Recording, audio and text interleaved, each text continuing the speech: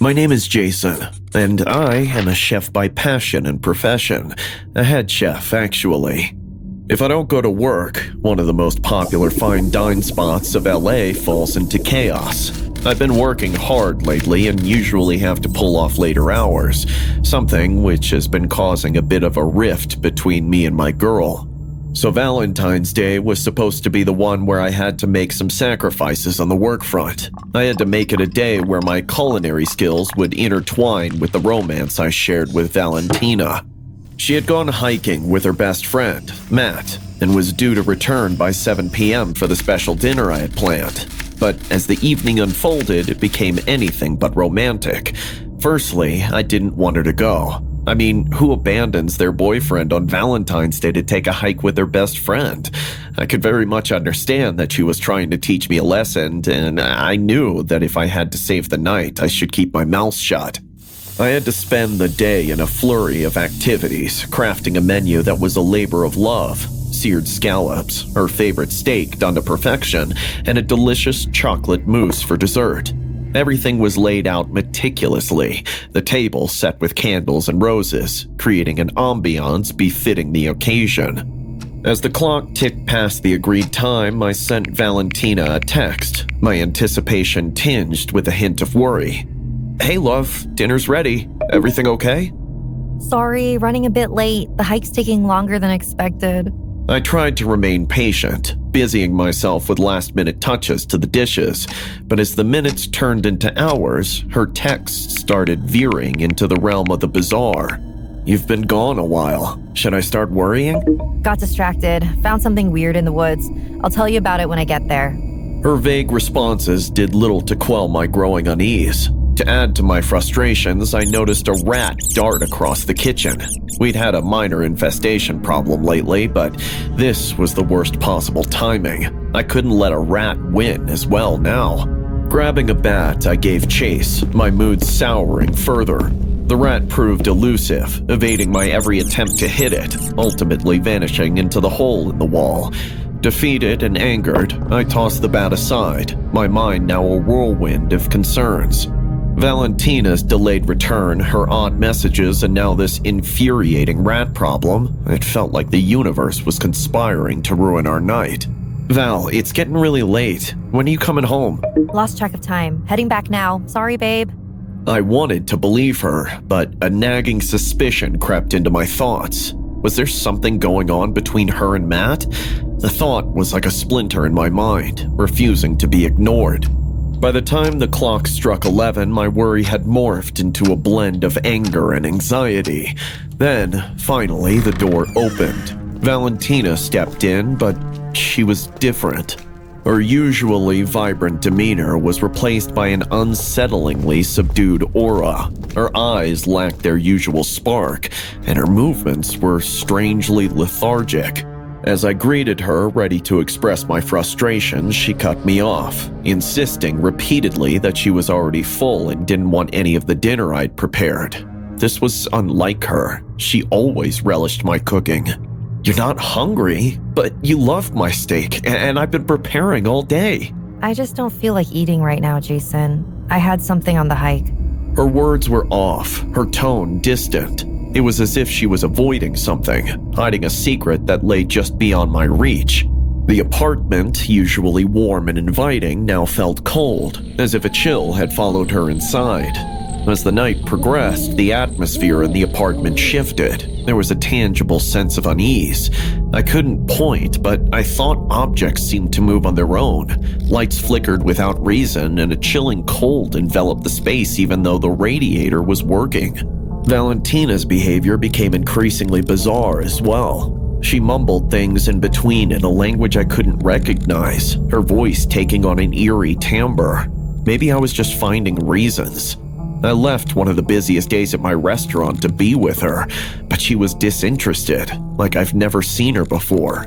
The evening had turned from a romantic celebration into a surreal, unnerving experience. I found myself questioning not just our relationship, but my very perception of reality. What had happened on that hike? What had she found in the woods? And most importantly, what was wrong with her? The Valentina that stood before me now was a far cry from the woman I knew and loved. She appeared a bit strange.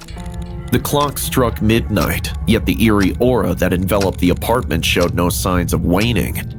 Standing there with the Valentine's dinner I had painstakingly prepared lying untouched, I felt a mixture of resentment and profound concern. Valentina's behavior was increasingly perplexing. Her aversion to the food, her distant demeanor, and her comments about being full was unsettling to say the least. She had been following intermittent fasting religiously before we even started dating. I knew that the woman would do anything to stick to her diet, so I knew that she was lying. Val, this isn't like you. You've been acting off ever since you got back. What happened on that hike? I just don't feel like eating right now, Jason. I had something on the hike. Her dismissive tone irked me. The more I pressed for clarity, the more she retreated into the shell of ambiguity. My mind raced with possibilities, the most unsettling of which was the thought of her and Matt. But as the night progressed, the nature of my concern shifted dramatically. Valentina's behavior became increasingly bizarre. She paced the apartment restlessly, her movements erratic and uncoordinated. At one point, she stopped abruptly, staring blankly at the wall as if seeing something invisible to my eyes. Valentina? What are you looking at? Can't you hear them, Jason? The whispers. There were no whispers, just the deafening silence of the apartment punctuated by the occasional flicker of the lights. A chill crept down my spine, the room inexplicably growing colder. My breath became visible, fogging in the frigid air. I wrapped my arms around myself, struggling to make sense of the rapidly deteriorating situation. As the night deepened, the apartment seemed to take on a life of its own. Doors slammed shut without any draft, lights dimmed and brightened of their own accord, and shadows moved in the periphery of my vision, playing tricks on my mind. Valentina's strange behavior escalated in tandem with the paranormal activities. She began mumbling in a language I couldn't understand, her voice distorted, almost manly at times. Panic began to set in. The woman I loved was transforming into something unrecognizable, something frightening. I tried to approach her, to reach out and understand what was happening, but she recoiled from my touch, her skin icy cold. Val, please talk to me. What's going on with you? It's so cold, Jason. So very cold. Her words sent shivers through me. The temperature of the apartment had dropped further, a supernatural chill that seemed to emanate from her very being. In a moment of horrifying clarity, I realized that whatever was happening to Valentina was beyond the realm of the natural, beyond anything I could comprehend. Something happened on that hike. I gave call to Matt to ask what was up, but he was unavailable. The apartment suddenly became a theater of the macabre, with Valentina as the unwilling protagonist. With my own eyes, I saw objects levitating momentarily before crashing to the ground, mirrors fogging over as if breathed upon by unseen entities, and the shadows seemed to dance with a life of their own. Valentina's demeanor oscillated between moments of lucidity and terrifying episodes where she seemed entirely possessed by an unknown force. As I stood there, torn between fleeing and staying to help the woman I loved, a dreadful thought crossed my mind. Was Valentina under the influence of something supernatural? The notion seemed ludicrous, yet the events of the night defied any logical explanation. In a desperate bid to restore some normalcy, I attempted to engage her in conversation, to pull her back. Val, we need to get you help. This isn't right. Help? It's too late for help, Jason. Her laughter was chilling, void of any warmth or humanity. It echoed through the apartment, a sinister sound that seemed to mock my helplessness. I was out of my depth, facing a situation that was rapidly spiraling into a nightmare. The woman I had planned to spend a romantic evening with was now at the center of a terrifying mystery, one that threatened to engulf us both in its dark embrace. The night had transformed into a surreal horror, far removed from the romantic evening I had envisioned. Valentina, the woman I had known and loved, was now a stranger, her behavior increasingly erratic and terrifying. The apartment, once a sanctuary, had become a stage for inexplicable and chilling phenomena. Valentina's transformation was the most disturbing of all. Her moments of lucidity were fleeting, quickly giving way to episodes where she seemed entirely consumed by an unknown force. She kept speaking in a language that was alien to my ears, her voice taking on a sinister, otherworldly quality. Val, what's happening to you? This isn't normal. We need to find help. Help? There's no help for what's inside me. Her response sent a wave of terror through me. It was becoming increasingly clear that we were dealing with something beyond the natural realm. The apartment itself seemed to react to her presence. I realized that the closer I went to her, the chillier it got. She was the reason for the cold. In one particularly horrifying moment, Valentina's body contorted in ways that defied human physiology, her movements jerky and unnatural. Her eyes, once warm and loving, now bore into mine with an intensity that was almost predatory. As the night progressed, the supernatural occurrences escalated. The very walls of the apartment seemed to pulsate with an unseen energy, amplifying the sense of dread that permeated the air. The boundary between reality and nightmare blurred, leaving me questioning my sanity. I panicked and called her friend again, but still got no response.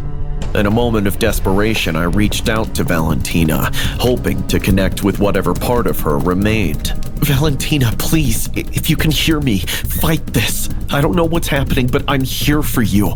Too late. Too late.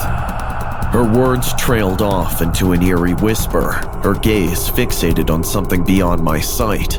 The atmosphere in the apartment turned even more sinister, as if her words had invoked an unseen presence. Then, a terrifying vision seized me. I found myself in a mountainous terrain, tied to a tree, getting spat on by men in black masks who took turns to come ahead and cut me with a knife. They were chanting in some strange language, the same that I had heard Valentina say, and walking around in circles. As I yelled in pain, lost blood, and grew unconscious, I saw eagles floating up, waiting for my pain to be over to finally consume me. I snapped back to reality and looked at Valentina, her form now barely recognizable as the woman I loved. The sinister entity that had taken hold of her seemed to be growing in strength, feeding off her energy and the fear that filled the apartment. The vision. Was it the entity's way of letting me know what had happened to it? The night had descended into a waking nightmare, a battle against a supernatural force that defied explanation. Valentina, caught in the grip of this malevolent spirit, was both the victim and the conduit for the terror that unfolded around us. The turmoil in the apartment reached its zenith, the air charged with an almost tangible malevolence. Valentina's behavior was now entirely crazy, her actions dictated by the sinister force that had overtaken her. Our relationship, once defined by love and understanding, had developed into a nightmarish struggle for survival. In a desperate attempt to reach her, to break through the darkness that enveloped her, I initiated a confrontation. Valentina, this isn't you! Whatever has taken a hold of you, you need to fight it! Fight it? Oh, Jason, but I have already won. Her response chilled me to the bone. It was clear that the entity speaking through her was mocking my efforts, reveling in the chaos it had wrought. As we argued, the supernatural phenomena around us intensified. Objects flew across the room with violent force, narrowly missing us. The flickering lights cast grotesque shadows that seemed to dance mockingly on the walls. In the midst of our heated exchange, strange wounds started popping up on her body. They were intricate and seemed to pulsate with a dark energy. Val, what are those symbols? Aren't they beautiful? Each one a reminder of how they stabbed me. The revelation sent a wave of horror through me. The situation had escalated beyond a mere possession. It was as if Valentina had become a vessel for something ancient and malevolent. The climax of our confrontation came when Valentina, in a fit of rage, hurled her dinner plate across the room. It shattered against the wall, its fragments scattering like the pieces of our once normal life. And that is when the rat emerged from behind the crack in the wall. In a horrifying display of her new unnatural nature, she lunged at a rat scurrying across the floor, catching it with terrifying speed and biting its head off with a gruesome crunch. Val, what are you doing? This isn't you! Oh, but it is, Jason. This is the real me now. The grotesque act was a stark, gut-wrenching confirmation of the sinister transformation she had undergone. The Valentina I knew and loved was gone, replaced by this monstrous entity that wore her face. In that moment of shocking violence, I realized the full extent of the horror we were engulfed in. The supernatural force that had claimed Valentina was not just controlling her, it had meddled with her very being, warping her into something unrecognizable. As the entity inside her continued to manifest its power, I understood that I was not just fighting to save Valentina. I was fighting against an ancient evil presence that threatened to consume everything. The terror of the night reached its harrowing climax as I stood, paralyzed with fear and disbelief, in our once peaceful apartment. Valentina, or the entity that she had become, stared at me with eyes that were a horrifying mix of the familiar and the utterly alien. The darkness within her seemed to pulsate with a life of its own. In a moment of terrifying clarity, the entity possessing Valentina began to speak, its voice a chilling blend of her own and something ancient and malevolent. You still don't understand, do you, Jason? The power I possess, the ancient lineage I now continue. I listened, horror-struck as the entity revealed its true nature. It spoke of an ancient ritualistic sacrifice, a malevolent spirit bound to the earth, seeking a vessel to inhabit and continue its dark legacy. The entity had been dormant, waiting for the right host, and it found that in Valentina during her hike with Matt. Where's Matt? What happened to him? Why do you think I wasn't hungry? The realization hit me like a physical blow. The entity had consumed Matt, explaining Valentina's lack of hunger and the strange fullness she had claimed to feel. But now it hungered again, and its gaze upon me was predatory, filled with a sinister intent. What have you done with Valentina? Where is she? Valentina is here with me. Part of me now. A sickening sense of dread washed over me as the entity moved towards me with an unnatural grace. Its intentions were clear. I was to be its next victim. I backed away, my mind racing for a way to escape this nightmare. But the entity was relentless. It cornered me, its strength overwhelming. In a desperate bid for survival, I grabbed the nearest object, my chef's knife. The chase through the apartment was a blur, a terrifying game of cat and mouse with me as the prey. The entity wearing Valentina's face lunged at me, its eyes filled with malevolent glee. I acted on instinct, the knife in my hand finding its mark. The entity let out a blood-curdling scream as it collapsed, the malevolent light in its eyes flickering out. I stood there, shaking, the knife dripping with blood. The weight of what I had done was crushing. I had just killed Valentina, the woman I loved, even though it wasn't really her anymore. Tears streaming down my face, I called 911, my voice breaking as I tried to explain the unexplainable. Please, you have to help me. I had to do it. It wasn't her anymore. When the police arrived, they found me a broken man, slumped on the kitchen floor. But to my utter shock and horror, Valentina's body was gone. No trace of the entity, no blood, nothing. It was as if the night's events had been a figment of my imagination. The officers left, casting dubious glances my way, their suspicion evident. Alone, I tried to piece together the shattered remnants of my sanity. How could she just disappear? Was the entity still out there? As I struggled to comprehend the night's events, a small, chilling detail caught my eye. A rat, its head missing, meandering across the kitchen floor. It was an eerie echo of the night's horror, a reminder that what had transpired was all too real. The reality of the situation dawned on me. The entity, though wounded, was still at large, its malevolent presence a lurking shadow in my life. I was left to grapple with the guilt, the fear, and the unanswerable questions that now filled my world.